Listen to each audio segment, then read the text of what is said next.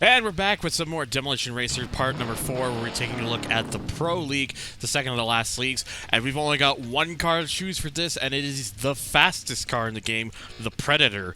This thing, it absolutely flies. Maxed out acceleration, maxed out top speed, and maxed out handling. It's just not the strongest, though. So you got to be careful with this vehicle. It's not actually the weakest either, though. There are a couple vehicles that are weaker than the Predator, but considering the vehicle of this sort of pace, you got to be careful, because you'd be really surprised how quick you can get into a bit of calamity and realize that you've used up a lot of your health. Just one of those things you got to keep an eye out for. But we're here on another new track, at least in terms of this point of the game, Go-Kart Carnage. I do find it very strange that they have a track called Go-Kart Carnage when there's no go-karts in the game. It's one of those questions of, like, why would you call it that if it has nothing, if there's no go-karts to begin with? It doesn't even really remind me of a go-kart track to begin with, honestly. At least that's just my opinion. But yeah, this was a track that did not return to no exit. I know that for a fact. This is a Demolition Racer only track. And you know, I'd honestly would probably say it's not the biggest loss, but it's still a neat one. And hey, death from above. I think this particular league, I actually did get a death from above a few times. I don't think this was the only race. So, and that definitely helps, because this is the point of the game where with this and the remaining league, you gotta win all the races in terms of points. So you gotta, not only do you have an incredibly fast car that can be a little bit brittle if you're not careful, but you also have to just perform your heart out and just absolutely go for it. And also, I apologize if I at times kind of sound a little out of it, or since something seems a bit off. I'm coming now off of some of the symptoms from my second COVID shot, and I'm still not fully 100%. I'm getting there, but it's a little bit iffy right now. Definitely better, though, than it was when I first woke up this morning. I didn't even know if I was going to record the commentary for this part or not, but here we are. So, but yeah, you can see, though, I'm already on fire and stuff. But since I already had a lot of points, I was mostly kind of staying near the top. And this guy here, I was just trying to hunt after him to see if I can maybe land a couple more hits on him just to get a little bit extra points. But because of the immense speed, you really got to be careful, because otherwise they can just storm off. Thankfully, I was able to hit them at the right spot to kind of steal the win from them, so hey, that helps. And yeah, it was very close on that one, but I did just edge out Swordsman for the win in that one. As we return over to USS Demolition for the third time. It really does like this track, but it is a good track, so it is a good track, though, so, well, I'm not complaining. Definitely one of those things where it makes sense that you'd be seeing it quite a bit, because as a track, it just works. So the Predator, in terms of what it is based off of, am I the only one who thinks maybe the most accurate would be a De Tomaso? Because I think it really looks like a De Tomaso of some sorts.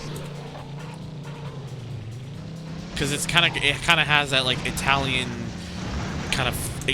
sort of flair that really kind of reminds us of De Tomaso. I mean, if I'm going by that fucking IGCD website, the people who are judging what they think the cars are based off of, they think it's also a De Tomaso as well, like a De Tomaso Pantera, which I could sort of see. It's just, it is kind of interesting that that's what they based. If that is true, that's what the base they went for. But it's just such an incredibly fast vehicle and whatnot, the fastest in the whole game. There are 2 more vehicles after this that I still need to unlock, but one of which we'll be seeing. I think technically I did unlock. I say both, but technically I've already unlocked. I've already unlocked both, but you know.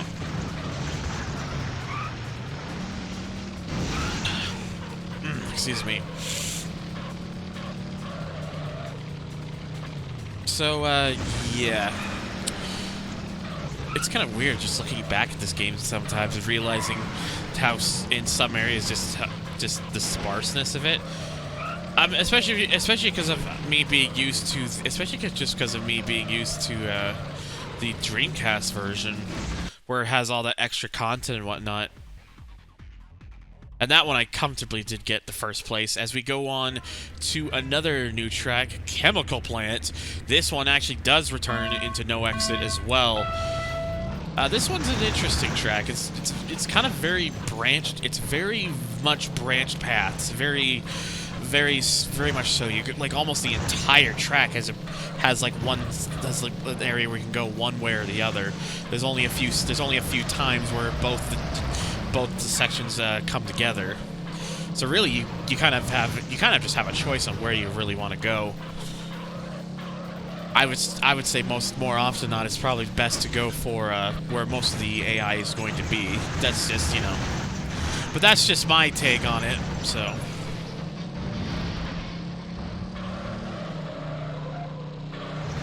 Oh. So yeah, you can probably tell at this point, just because I've been talking and I did a few parts, thinking of stuff to come up with sometimes is a little bit more difficult. I've never really been particularly the greatest with thinking of some topics and stuff for commentary, because I don't have stuff that just comes at a snap or on the fly like some people can manage. I'm a slow person to start picking things up and whatnot. So for me, it kind of always been a little bit of a challenge. Which is annoying, but hey, could be worse, I guess. But yeah, this track is, for the most part, can be fairly quick. There is a couple sections where you do have to kind of pace it down, but for the most part, you'll probably be getting some of these really speedy sections here.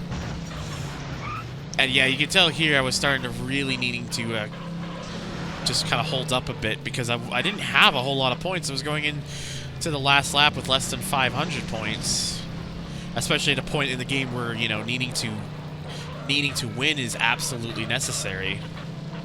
So I started to kind of ease up so I could actually catch some of the others, and I nearly avoided getting flat in there, nearly avoided getting the death from above myself, so very much lucked out. And yeah, here you can see I'm really just going for it. But I was able to get a few pretty good hits though, which definitely helped. Really jumped my score up a bit, almost by like 200 by this point.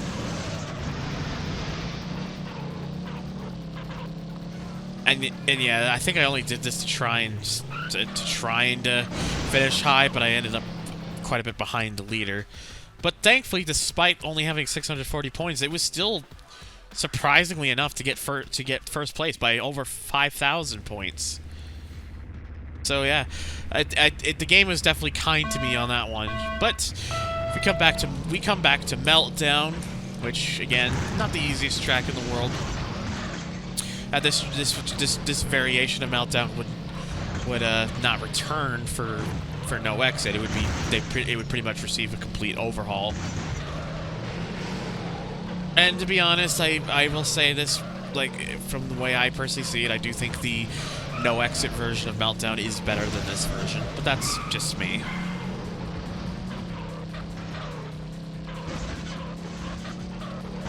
So another thing you probably have noticed, and I don't think I've actually mentioned this at any points during this playthrough, is I do have the music. I did try to keep the music on. You can't really hear it because, again, copyrights. But this game's got an excellent soundtrack. It's all licensed stuff, but you got stuff from Cirrus, you got stuff from M-Period, you got stuff from Fear Factory. Hence the logo. In fact, I'm even using the Fear Factory base logo on the roof of my car just because I like the label. Because A, I like the way it looks, and B, I really like Fear Factory. So that's why I went with that. And also, it also has a couple songs from that's said to be from Tommy Tallarico. Tommy Tallarico being a musical composer, he's done a lot of music and stuff for a whole bunch of games. Interestingly, both the Tommy Tallarico tracks are not in No Exit. But what makes it even weirder, like even more peculiar, is the fact that those particular tracks are listed on the CD, on the disc for Demolition Racer No Exit. It's in, like, if you actually are able to explore through the files, you'll see all the tracks, and they're listed, and it lists both the names of both the Tommy Tallarico tracks that are in the PlayStation PC version, which makes me believe they were going to put them in the Dreamcast version, but then I guess maybe licensing things stopped it or whatnot, because if you actually export the file or into a music editor, it actually just plays, in fact, the track that's in the background for this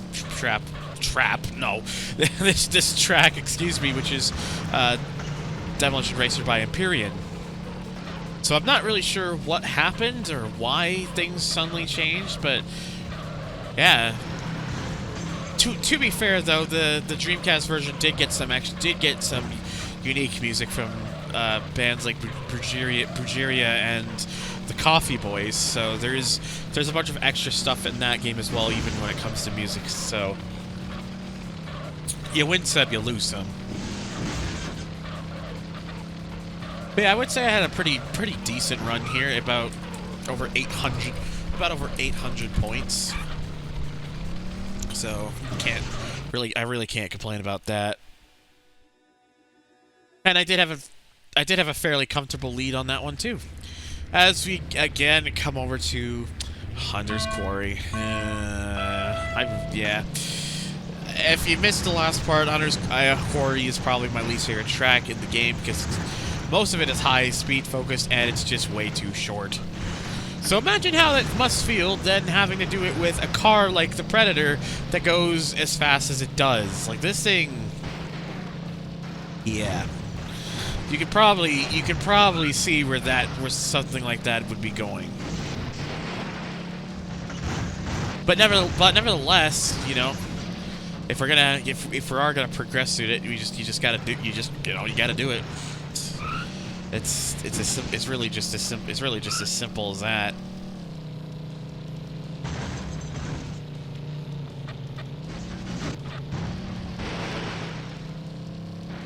But regardless, sorry, excuse me, by the way.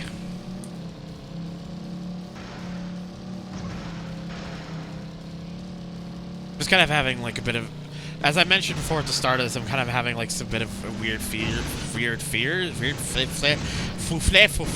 Whoa, holy crap! I'm really struggling to see some of these words out. Some weird feels here and there and whatnot. So.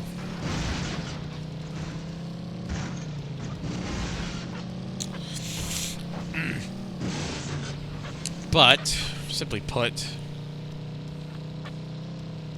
yeah, you can see with this, I was getting a somewhat okay run with this, on this track here, just in terms of just how much I even have, because like I said, just this track is just so short. Trying to build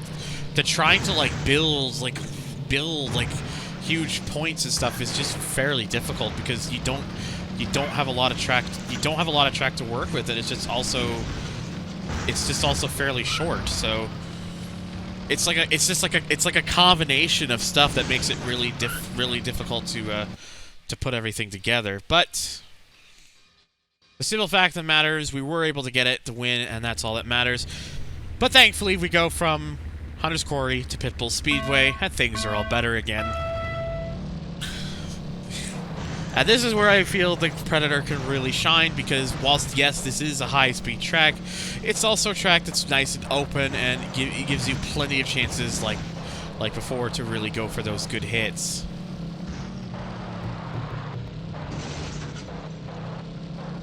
Ooh, my stomach's feeling a bit funky right now.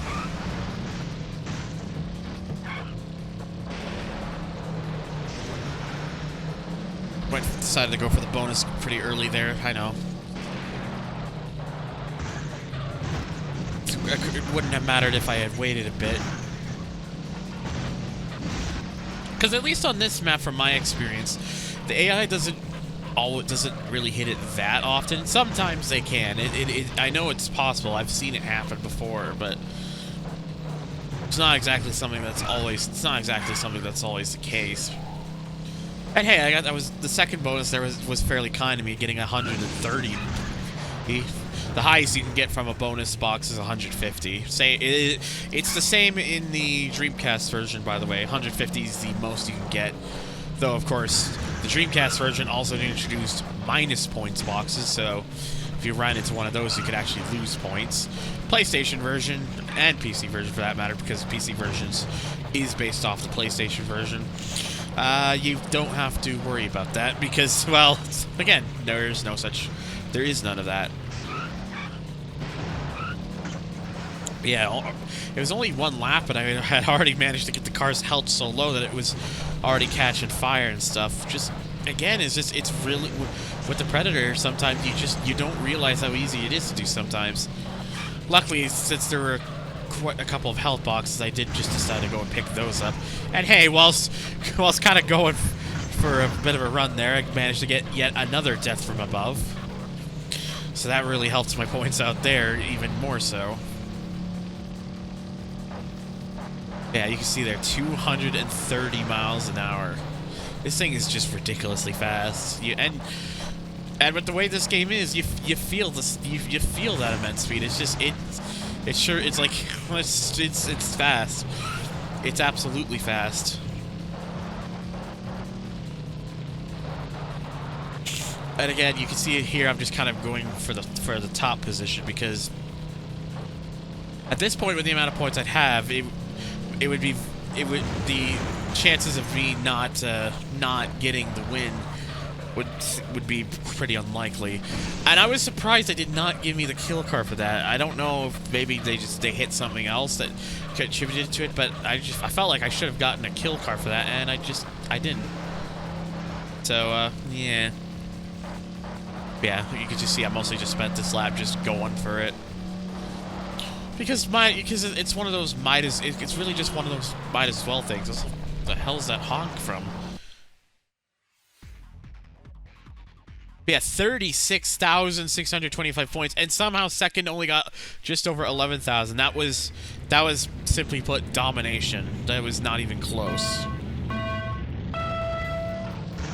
As we come to the last track though for this league, which is another nice track, parking lot. Parking lot's one of these ones where you just the cars can usually always be very placed together, so you just get quite lucky. Just like how I got lucky with that there.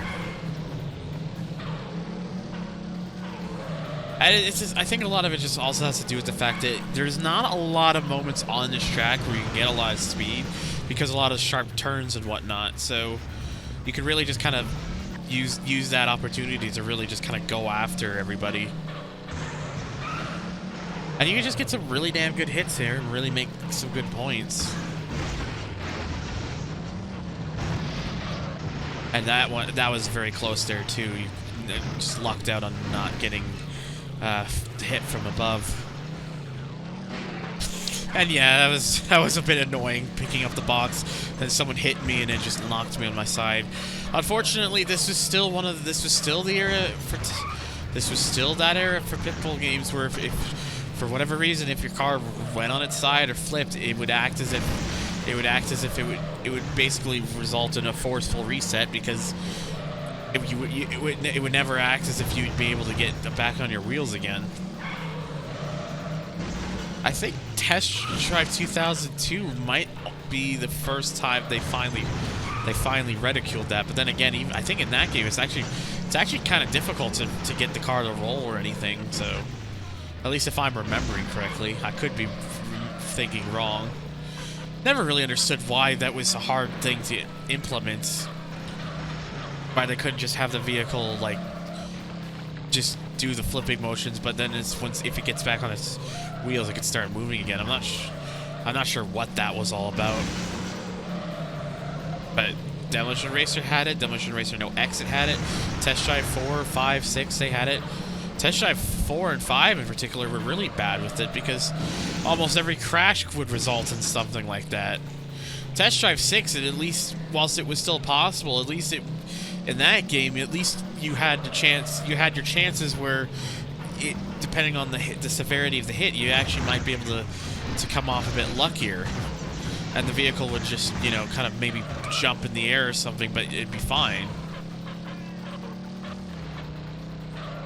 And yeah, unfortunately, again, I didn't quite pick up the first place here, but I still picked up easily more than enough points where it wouldn't have mattered, where it really wouldn't have mattered anyways.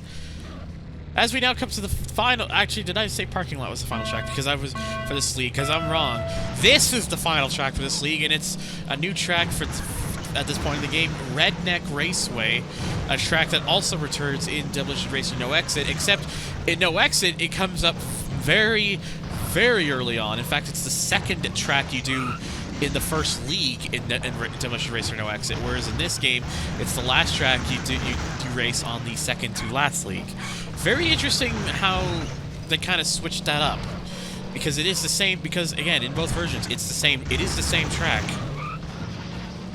Redneck Raceway is another particularly interesting one. I think just the raceway setups just kind of make for a more interesting environment, and just also, you know, these tracks tend to have just like really good opportunities for some good hits or surprise death from above or that sort of thing. Just this track's just excellent.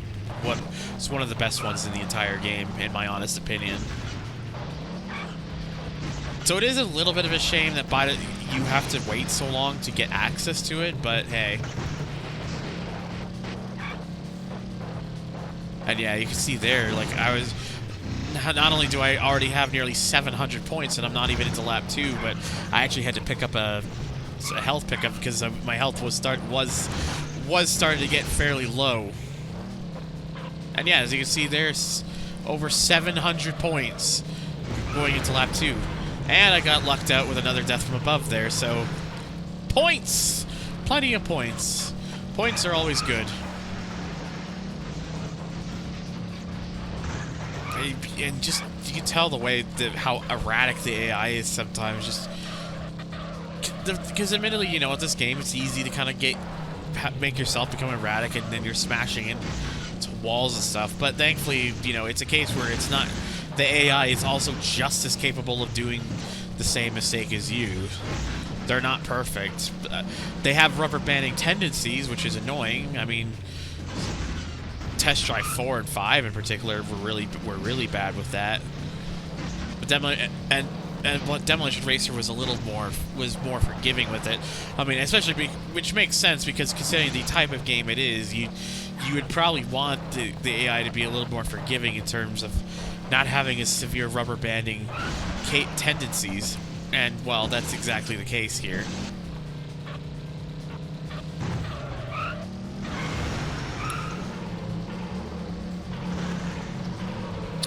Hey, I managed to even get a start fire there for another nice 60 points.